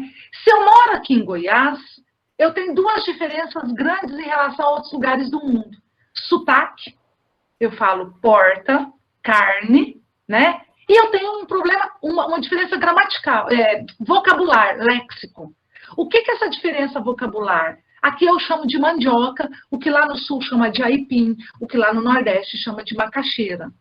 Então, o regionalismo são basicamente 2, o léxico e o sotaque. Se eu sou mais jovem, eu utilizo uma linguagem. Se eu sou alguém um pouco mais velho, eu utilizo outra linguagem. Também há uma diferenciação etária. Então, há muitos níveis de linguagem. E falar adequado é falar de acordo com o ambiente em que eu estou. O que acontece? Quando nós não aceitamos isso, quando nós queremos enquadrar todos no mesmo saco, nós agimos com preconceito linguístico. E o que é o preconceito linguístico? É julgar as pessoas pela maneira como elas falam. E por que a gente faz isso? Porque nós privilegiamos a norma culta da língua. Educação no Brasil é paga. Então, se eu quero aprender inglês fluente, não basta eu apenas estudar na minha escola. Eu tenho que pagar um curso de inglês. Eu tenho que ir para os Estados Unidos para saber fluente mesmo. Eu preciso ir para os Estados Unidos. Eu preciso ir para a Inglaterra, para um país que fala inglês. Mas isso demanda dinheiro. Então, o que a gente pensa de alguém que fala, que usa a norma culta da língua? É alguém que teve dinheiro para pagar uma educação que ensinou essa versão culta do português. Quando nós falamos de maneira preconceituosa, ou quando nós torcemos o nariz para alguém que não usa a norma culta da língua, o que a gente faz? O nosso preconceito, na verdade, é contra o pobre, e não contra alguém que não usa a norma culta. O nosso problema é um problema de classe social, porque no Brasil a gente precisa comprar educação. Então, o que acontece? Esse problema de ser rico ou de ser pobre, de pertencer à classe A ou à classe B, ela estabelece uma relação de poder. Por exemplo, eu compro alguma coisa, eu tenho um filho de 26 anos também. Aí esse menino comprou um fone de ouvido, era adolescente aqui, fone é tudo descartável, né? Aí ele foi lá na loja para trocar o fone que tinha acabado de estragar. Eu disse para ele, vai lá e troca. Ele foi lá e voltou e disse para mim, não troca. A mulher falou para mim que não troca, não. Eu falei, me dá esse fone aí que eu vou lá trocar. Peguei o fone, cheguei lá e falei, oi, vim trocar. Eu estava de chinela havaiana, né, vestida porcamente. Mas na hora que eu abri a boca, eu falei, eu vou usar o melhor português que eu tenho. Na hora que eu abri a boca e disse para ela, isso aqui é um direito meu, como consumidora, papapá, papapá, papapá, falou, nossa, me dá aí que eu troco. Então, a língua, ela é também uma relação de poder com o outro. Quando o outro fala de uma maneira que não é adequada, eu o humilho, corrigindo. Isso é péssimo. A gente não deve corrigir as pessoas. Isso é péssimo. né? Nem fazer gracinha, nem fazer piada com a maneira como as pessoas falam. Elas falam como elas podem falar. E a gente precisa ser muito simples. Quanto mais simples, melhor. Simples é diferente de simplório. Simplório é pobre. Simples é ótimo, é rico, é elite do conhecimento, né? Então, o que acontece aqui? A língua, ela nos traz autonomia, emancipação. Quem sabe usar bem a língua interfere no mundo em que vive. Então, eu interfiro no mundo em que vive, acho que sei votar, né? Voto direitinho, leio para votar, busco conhecer os candidatos, conhecer os princípios e as propostas, e penso em como administrará a nossa cidade, o nosso país, e isso é mecanismo de leitura e de acesso. Acesso dado pelo quê? Pela língua. Língua é identidade, língua é memória. Então, eu escrevo, eu conheço a vida dos meus antepassados por meio de uma língua, de uma história, de uma experiência relatada, que foi passada de mãe para filha, para neta e assim por diante. A gente tem que ter noção da temporalidade da língua, quer dizer, a língua tem neologismos, a criação de novas palavras, arcaísmos, que são palavras que entram em desuso, palavras igual datilógrafo. Ninguém usa isso, não existe máquina de datilografia mais, né? A língua é viva e muito mutável. Ela é viva porque ela é falada, porque ela é refeita a todo momento por nós. Falar certo e falar errado não existe, existe falar adequado. E aí eu pergunto, quem é analfabeto nesse país? Analfabeto é quem não é letrado. Alfabetizar-se é uma coisa, ser letrado é outra coisa. A gente precisa compreender o mundo que está à nossa volta e a linguagem que materializa tudo isso, né?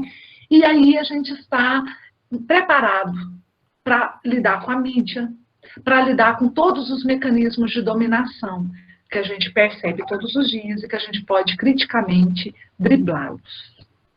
Vamos lá para o exercício, Paula? Ó, já falei de tudo isso daí, viu, gente? O exercício.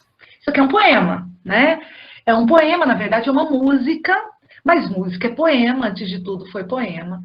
E é um poeminha que fala numa linguagem bem interessante, e eu me lembro muito do Oswald de Andrade. O Oswald de Andrade tem um poema mais conhecido para falar de diversidade linguística, né? E esse aqui é um outro, ó. Irerê, meu passarinho do sertão do Cariri. Irerê, meu companheiro. Cadê Viola? Cadê meu bem? Cadê Maria? Ai, triste sorte do violeiro cantador. Ah, sem a viola em que cantava o meu amor. Ah, seu assobio é a tua flauta de irerê, que tua flauta do sertão quando assobia. Ah, a gente sofre sem querer. Ah, teu canto chega lá no fundo do sertão. Ah, como uma brisa anoitecendo o coração, amolecendo o coração. Ah, irerê, solta teu canto. Canta mais, para alembrar o Cariri. Alembrar o Cariri, né? Muita gente fala voa, alembra, né? É muito comum isso. Bom, e quando está lá na rua, Paula, eu não corrijo, não. Pode falar, lembrar tanto que quiser. Dentro da sala de aula, a gente fala, fulano, cuidado, não é alembra, é lembra, né? Isso. Mas na rua a gente não faz isso, porque isso humilha as pessoas, né? Nesses verbos, há uma exaltação ao sertão do Cariri, em uma ambientação linguisticamente apoiada. É fácil por quê? Porque aqui está muito claro que há uma linguagem que não é a padrão da língua portuguesa. Quando eu suprimo, né, o final de alguns verbos, tirando o R. E não é só verbos, substantivos também, como, por exemplo, cantador, que é cantador, amor. Eu acho que, Léo, eu acho que a palavra é versos. Aí, na hora de digitar, eu digitei verbos, mas também tem os verbos também, mas eu acho que a palavra é versos. Né? Tá, nesses versos, né? Há uma exaltação, mas não tem problema, porque é a mesma coisa, né? Aqui tem verbos também, né?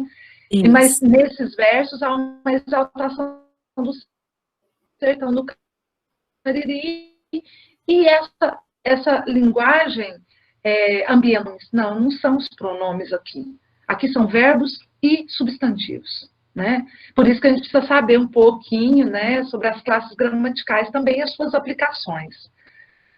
Variedade popular da língua portuguesa é uma variedade popular da língua portuguesa. Vamos ver. É uma referência ao conjunto da fauna nordestina? Não, gente, não é isso. Fauna, não é não.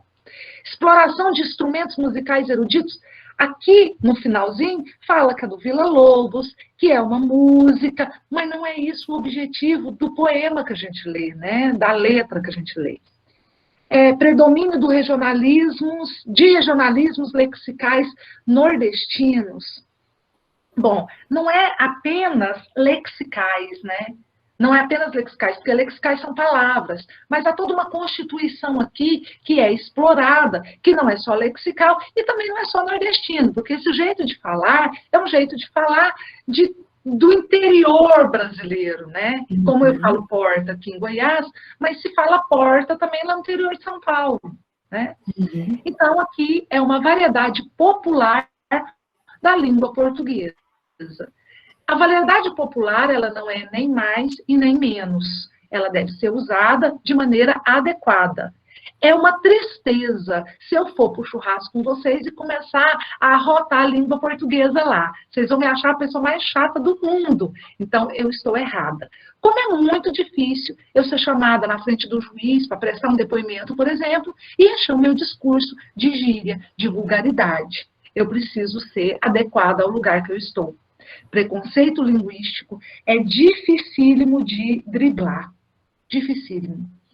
Nós tivemos aí um presidente da República que revolucionou a vida do brasileiro. Para vocês terem uma ideia, isso não é opinião minha, é o PIB.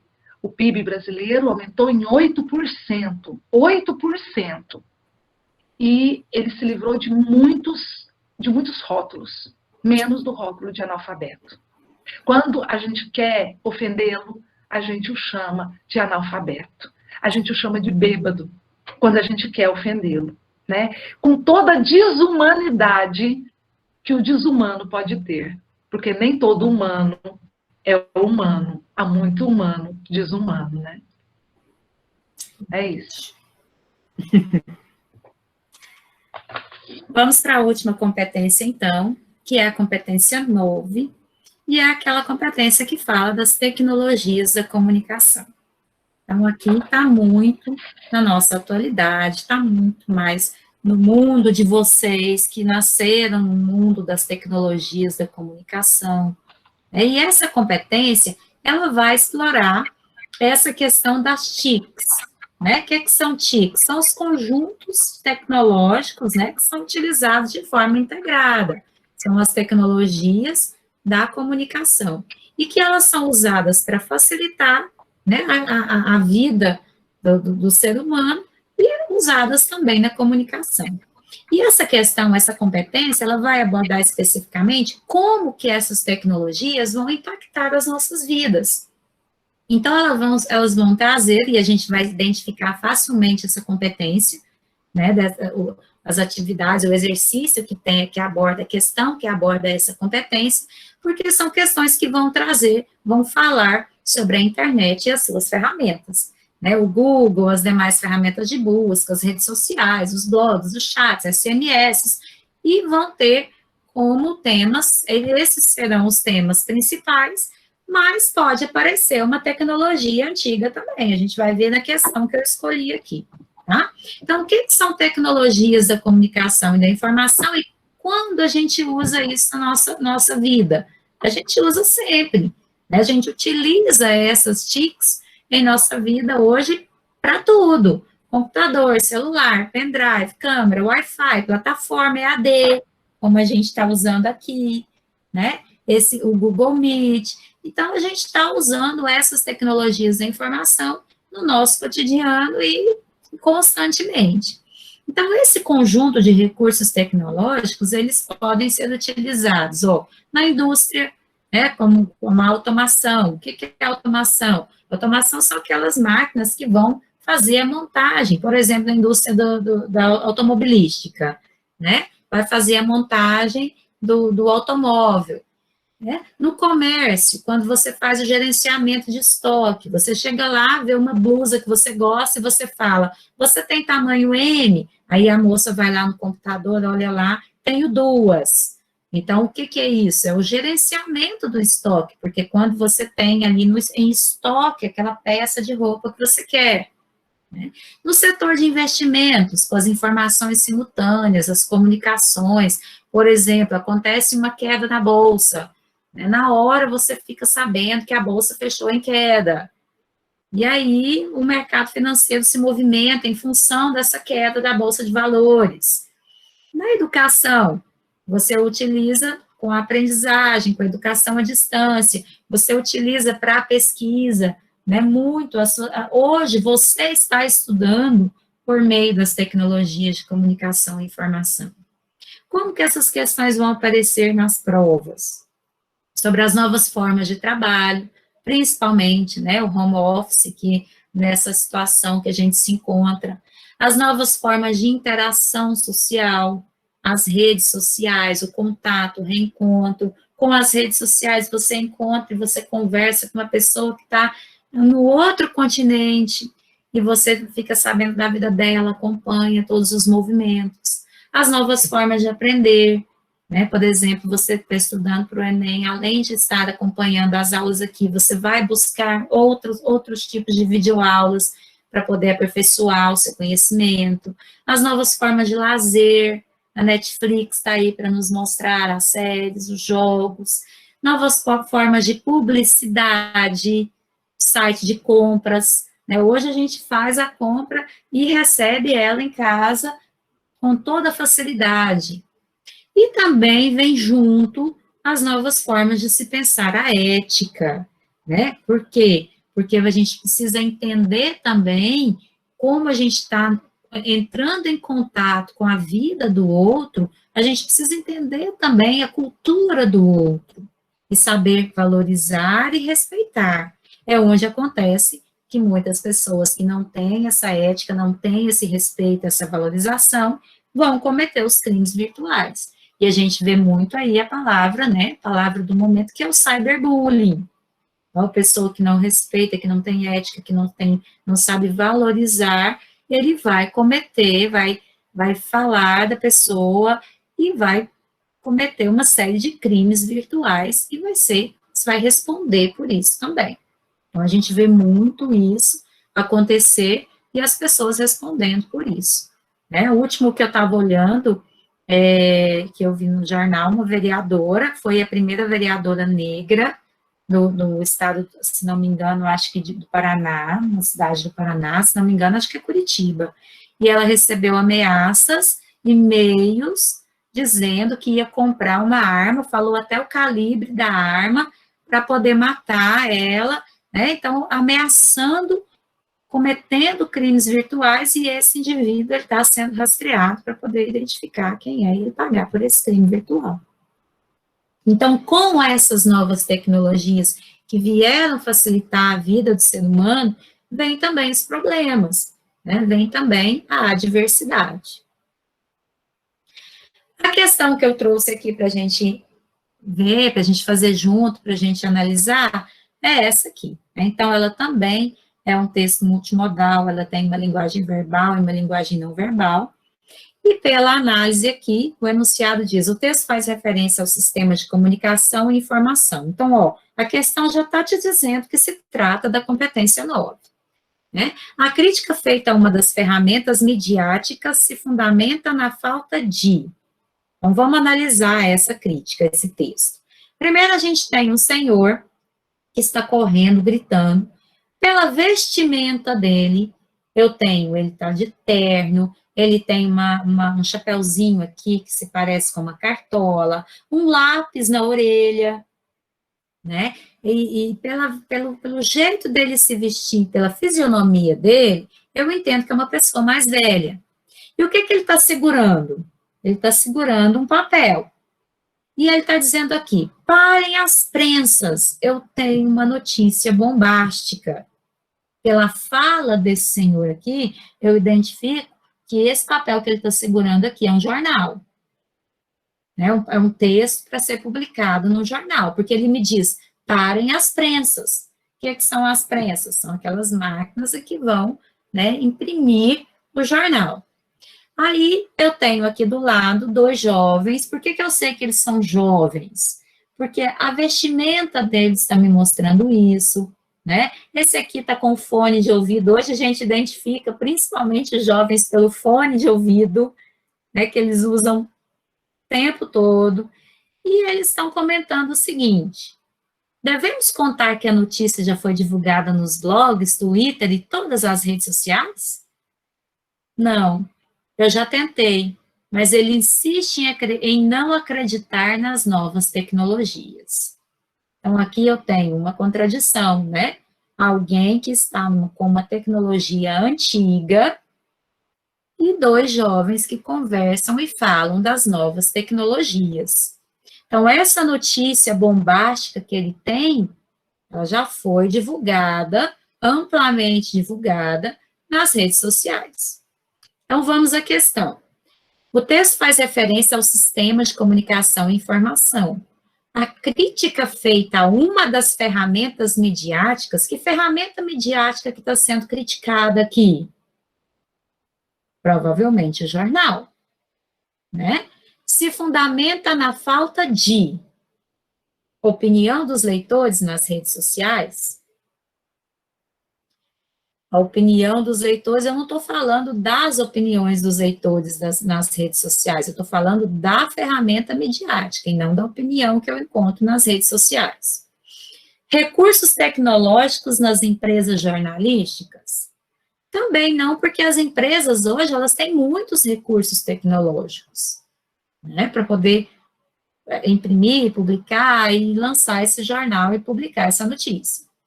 C, instantaneidade na divulgação da notícia impressa. Então, instantaneidade na divulgação da notícia impressa. A notícia impressa, ela é tão instantânea quanto as notícias das redes sociais, da internet? Pode ser essa alternativa, vamos olhar as outras. Credibilidade das informações veiculadas nos blogs. Aqui não está sendo colocada em questão a credibilidade da informação, né? E adequação da linguagem jornalística ao público jovem. Também não está falando da adequação de linguagem, está falando sobre as novas tecnologias. Então, essa crítica, como eu sei que é uma crítica, e eu sei que 2 jovens estão conversando sobre uma notícia que já foi divulgada, e que alguém quer publicar achando que ela é bombástica, e ela não vai ser bombástica, porque ela já foi publicada, eu estou falando dessa instantaneidade. O que é instantaneidade? É acontecer naquele momento. A notícia impressa, ela não acontece naquele momento. Ela vai ser divulgada, ela vai ser noticiada, vai ser falado o fato, né? Mas um jornal, a gente sabe que tem toda uma etapa de preparação, de publicação, de impressão, para que se leia a notícia. E hoje, se a gente quer saber da notícia o mais rápido possível, o mais instantâneo possível, eu tenho outras tecnologias de comunicação e de informação que me proporcionam isso. Então, a nossa alternativa é a alternativa C. Bem, pessoal, vou colocar o último slide aqui, né, que eu coloquei, que é algo que que a Léo, que nós acreditamos que é sobre a educação, né? Então, a educação, a frase de Paulo Freire, famosa, que todos conhecem, que a educação não transforma o mundo, ela vai transformar as pessoas.